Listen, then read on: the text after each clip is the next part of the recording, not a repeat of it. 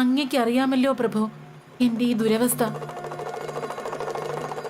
പക്ഷേ ഞാൻ എങ്ങനെയാണ് ഈ പശുപതിനാഥനെ ആക്രമിക്കുന്നത്?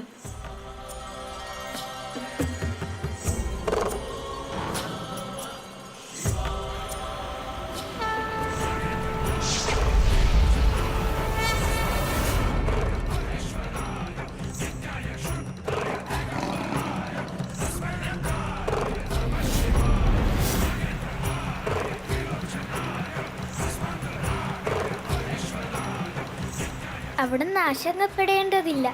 അവിടുത്തെ കുഞ്ഞുങ്ങൾക്കൊന്നും സംഭവിക്കാൻ ഞാൻ അനുവദിക്കില്ല.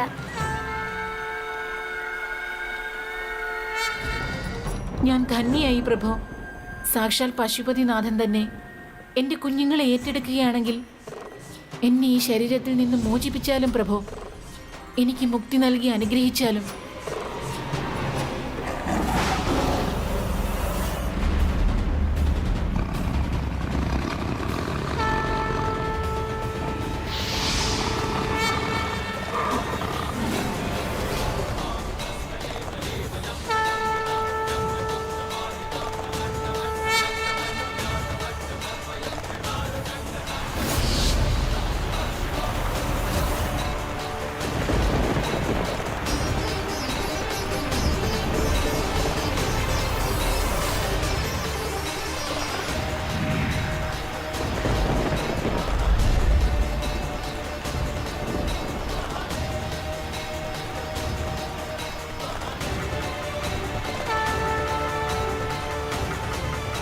ശിവ,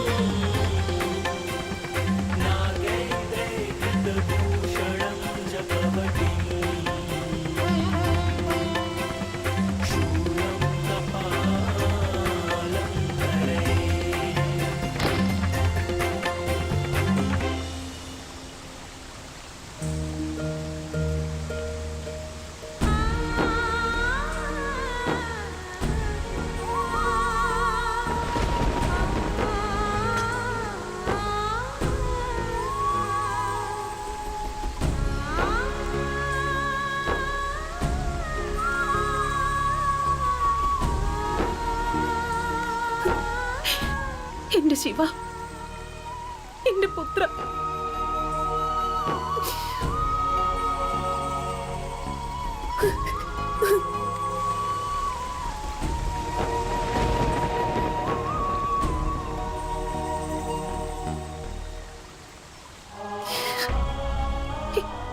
എത്രയോ തവണ ഞാൻ നിന്നോട് പറഞ്ഞതാണ് തനിച്ച് പുറത്തെങ്ങും പോകരുതെന്ന്. നിനക്ക് എന്തെങ്കിലും സംഭവിച്ചാ പിന്നെ ഞാൻ എന്താണ് ചെയ്യുക? എങ്ങനെ ജീവിക്കും? അവിടുത്തെ അനുഗ്രഹം എപ്പോഴും കൂടെയുള്ളപ്പോൾ പിന്നെ എനിക്ക് എന്ത് സംഭവിക്കാനാണ് അമ്മേ? ഒരു വ്യക്തിയുടെ സ്വഭാവത്തിന് മറ്റുള്ളവരുടെ സ്വഭാവത്തിൽ പരിവർത്തനം ഏൽപ്പിക്കാൻ സാധിക്കില്ല പുത്ര. ഹിംസയും വധവും ഉപഭോഗവും ഒരു പുലിയുടെ സ്വഭാവമാണ്. ആ പുലി നിന്നെ ആക്രമിച്ചിരുന്നെങ്കിലോ ഞാൻ പിന്നെ എന്താ ചെയ്യുക? അമ്മേ, സ്നേഹത്തിന് മുന്നിൽ ഹിംസയ്ക്ക് ഒരിക്കലും വിജയമുണ്ടാകില്ല.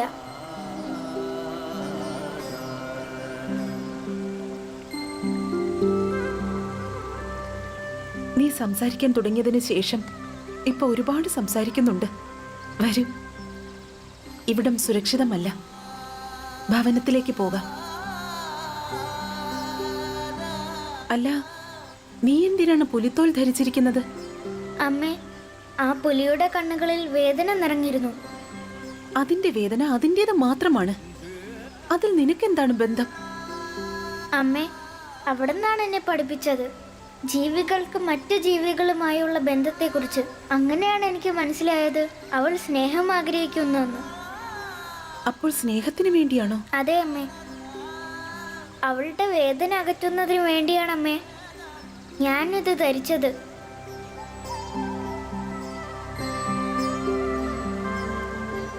അതിനർത്ഥം നീ ഇത് ഉപേക്ഷിക്കില്ലെന്നാണോ? ഇത് ഞാൻ ഉപേക്ഷിച്ചാൽ ഈ ലോകത്ത് വേദനകളാലും പീഡകളാലും ദുരിതത്താലും ക്ഷീണിച്ച ആത്മാവിന് ഒരിക്കലും മോക്ഷം ലഭിക്കാതെ പോവും. അതിനാൽ ഇത് ധരിക്കാൻ എനിക്ക് അനുമതി തന്നാലോ അമ്മേ? പക്ഷെ നിനക്ക് തനിച്ച് ഈ ലോകത്തെ മാറ്റാൻ സാധിക്കുന്നതല്ല ശിവ. അമ്മേ, നമ്മുടെ എല്ലാം ഉള്ളിൽ ഒരേ ബീജമാണുള്ളത്.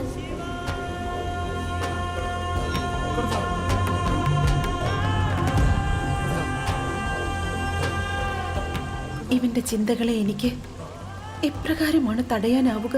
ശിവന്റെ ജീവിതത്തിൽ ഒരേ ഒരു അഭാവമാണുള്ളത്, ലൗകികമായ ജ്ഞാനം. അവൻ ആ ജ്ഞാനം പ്രാപ്തമാക്കി അവിടുന്ന് അവനെ സമ്പൂർണനാക്കണം. അതിനുവേണ്ടിയാണ് ശിവൻ ഒരു ബാലക രൂപത്തിൽ അവിടത്തെ അരികിലെത്തിയത് ദേവി. പക്ഷെ ഇന്നത്തെ ഈ സംഭവത്തിന് ശേഷം എന്റെ ഉത്തരവാദിത്വങ്ങൾ പിന്നെയും ഇരട്ടിച്ചിരിക്കുകയാണ് ഋഷിവര്യ. ബാലശിവയ്ക്ക് ലൗകിക ജീവിതത്തെക്കുറിച്ചുള്ള ജ്ഞാനം നൽകുന്നതിനൊപ്പം ഒരു മാതാവെന്ന നിലയിൽ ഓരോ നിമിഷവും സംരക്ഷണം നൽകുക എന്നതും നമ്മുടെ കർത്തവ്യമാണ്. അമ്മേ, വരൂ. സൂര്യാസ്തമനത്തിന് മുൻപ് ഈ വിജന പ്രദേശത്ത് നിന്നും ഭവനത്തിൽ എത്തിച്ചേരണം.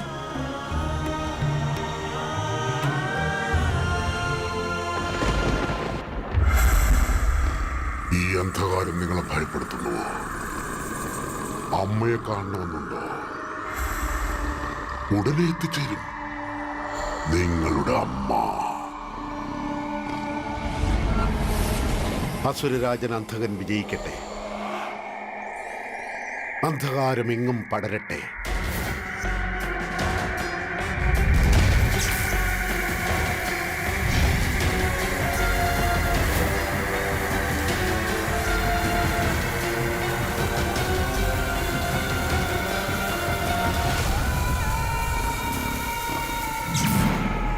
നിസ്സഹായയായ നിർഭാഗ്യയായ പാവം മൃഗം. ശിവനെ വധിക്കാമെന്നവൾ പറഞ്ഞു. പക്ഷെ അവളാണ് വധിക്കപ്പെട്ടത്.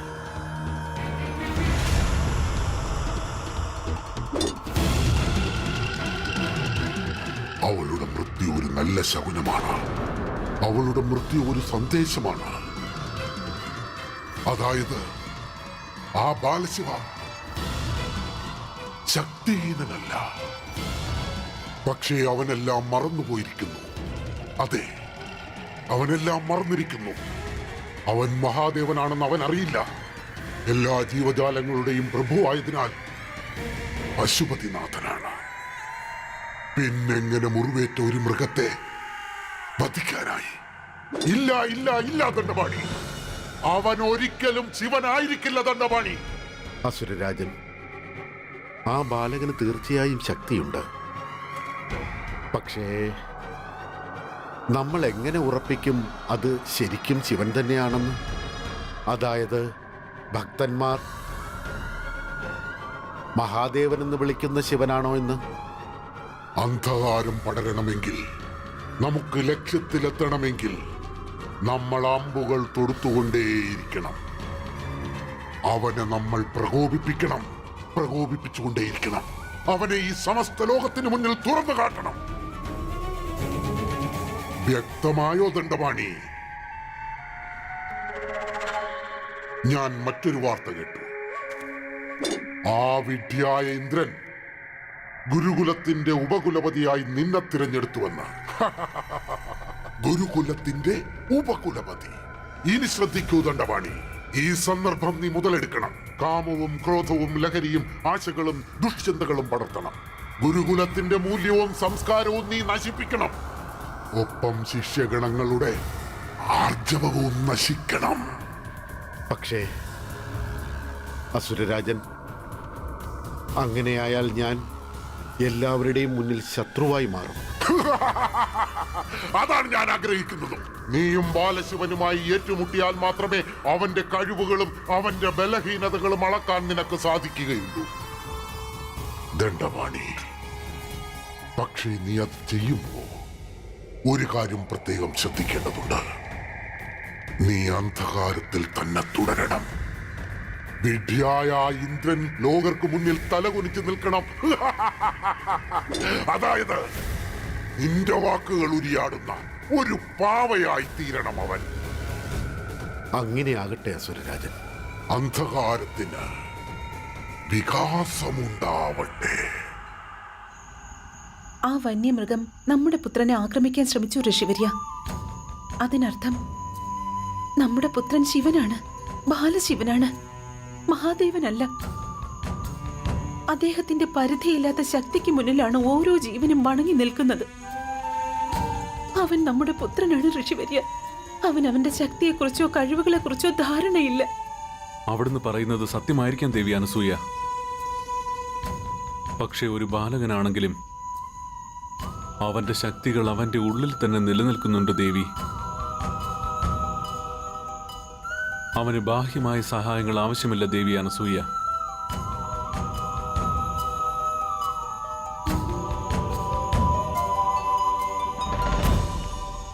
ഒരു മാതാവിന്റെ മാനസിക സംഘർഷങ്ങളെക്കുറിച്ച് അവിടത്തേക്ക് ബോധ്യമുണ്ടാവില്ല.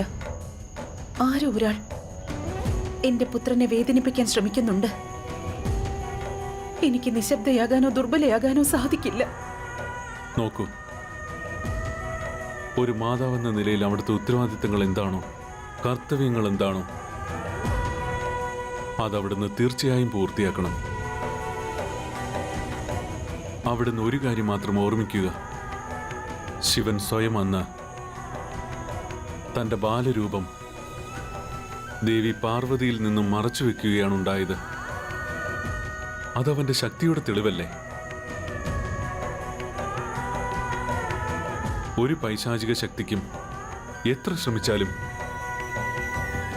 ത്രിദേവന്മാരെ ഒന്ന് സ്പർശിക്കാൻ പോലും സാധിക്കില്ല. എപ്പോഴെല്ലാം നമ്മുടെ പുത്രന്മാരെ ദർശിക്കുന്നുവോ എനിക്ക് ബോധ്യമാകാറുണ്ട്. ഒരു വിധത്തിൽ വിധി എനിക്ക് ശക്തിശാലികളായ 3 ദേവന്മാരുടെ മാതാവാകാനുള്ള അവിശ്വസനീയമായ സൗഭാഗ്യമാണ് നൽകിയതെന്ന്. മറ്റൊരു വിധത്തിൽ അതേ പുത്രന്മാരെ മാനുഷിക ബന്ധങ്ങളാൽ ബന്ധിച്ചിടുകയാണെന്ന്. ഈശ്വരന്മാരുടെ ഇത്തരത്തിലുള്ള പരീക്ഷണങ്ങളാൽ ഒരു മാതാവിന്റെ മനസ്സെപ്പോഴും സംഘർഷത്തിലായിരിക്കും ഋഷിവര്യ. അവർ ഈശ്വരന്മാർ തന്നെയാണല്ലോ ദേവി. ഈ പരീക്ഷണങ്ങളും അവരുടേത് തന്നെയാണ്.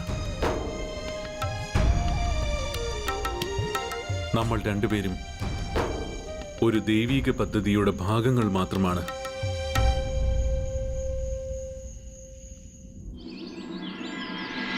ദേവി അനസൂയ ത്രിമൂർത്തികളെ ബാലകന്മാരാക്കിക്കൊണ്ട് വലിയൊരു അപരാധമാണ് പ്രവർത്തിച്ചത്. നമ്മൾ അതിനാ സ്ത്രീക്ക് അർഹമായ ശിക്ഷ നൽകേണ്ടതുണ്ട് ഇന്ദ്രദേവ. അങ്ങ് ആശങ്കപ്പെടേണ്ടതില്ല ദേവരാജൻ ഇന്ദ്ര. മഹാസതി അനസൂയയ്ക്ക് ഈ അപരാധത്തിന് നൽകേണ്ട ശിക്ഷാവിധികളിൽ ഒരു കുറവുകളും വരുത്തേണ്ടതില്ല. അതെ ഇന്ദ്രദേവ, ദേവി ഇന്ദ്രാണി പറഞ്ഞത് ശരിയാണ്. ഞാൻ മുൻപേ തന്നെ അതിനുള്ള ശിക്ഷാവിധികൾ തയ്യാറാക്കിയിട്ടുണ്ട്.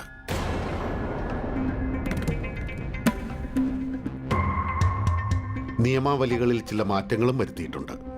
അങ്ങ് ഇത് നടപ്പിലാക്കുന്നതിനുള്ള അനുമതി നൽകുകയാണെങ്കിൽ നാം അങ്ങേക്ക് ഉറപ്പ് തരുന്നു. സതി അനസൂയയുടെ ജീവിതം തന്നെ മാറി മറിയുമെന്ന ഉറപ്പ്. അങ്ങനെ എന്തു മാറ്റമാണ് അങ്ങ് വരുത്തിയത്? ഈ ശിക്ഷാവിധികളുടെ അടിസ്ഥാനത്തിൽ ദരിദ്ര ശിഷ്യന്മാരും ഋഷികളുടെ പുത്രന്മാരും ഒരിക്കലും അഭിവൃദ്ധി നേടുകയില്ല. പുരോഗതിയിലേക്കുള്ള എല്ലാ പാതകളും അവരുടെ മുന്നിൽ എന്നേക്കുമായി അടയ്ക്കപ്പെടും. പിന്നെ അതുമാത്രമല്ല, നിയമങ്ങൾ പഠിക്കാൻ ശ്രമിക്കുന്നവർക്കായി കടുത്ത ദണ്ഡനകളും നാം കണ്ടെത്തിയിട്ടുണ്ട് ദേവരാജൻ. ഇത് നടപ്പിലാക്കാൻ അങ്ങയുടെ അംഗീകാര മുദ്ര മാത്രം മതി ഇന്ദ്രദേവ. പിന്നീടങ്ങ് കണ്ടോളൂ, ഒട്ടും വൈകാതെ തന്നെ ത്രിമൂർത്തികൾ സതി അനസൂയയുടെ ബന്ധനത്തിൽ നിന്നും പുറത്തു വരുന്നത്.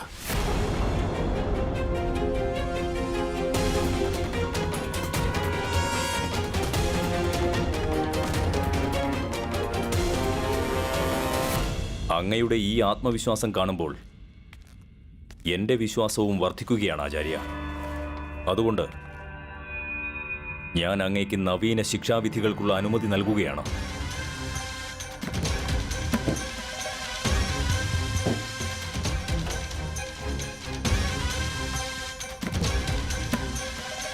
ഇന്ദ്രദേവ, അവിടുന്ന് ദേവന്മാരുടെ വിനാശത്തിനുള്ള അനുമതിയാണ് നൽകിയിരിക്കുന്നത്. അങ്ങയുടെ അംഗീകാര മുദ്രയിലൂടെ ഈ ഗുരുകുലത്തെ ഞാൻ അസുരന്മാരുടെ ഗുരുകുലമായി മാറ്റിയെടുക്കും. ഇനി അന്ധകാരം പടർന്നുകൊണ്ടേയിരിക്കും.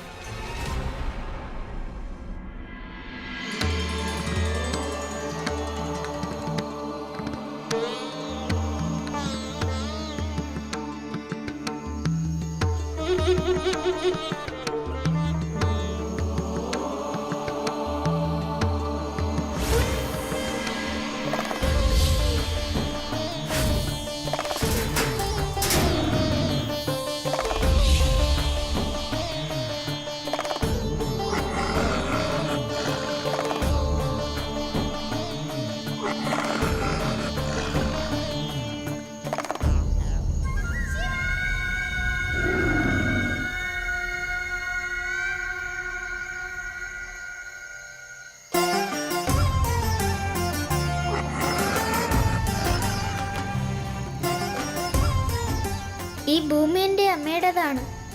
അമ്മയുടെ ഗുരുകുലത്തിന്റെ സ്വന്തമാണ്. നിങ്ങൾക്ക് ഇവിടെ കഴിയാവുന്നതാണ്.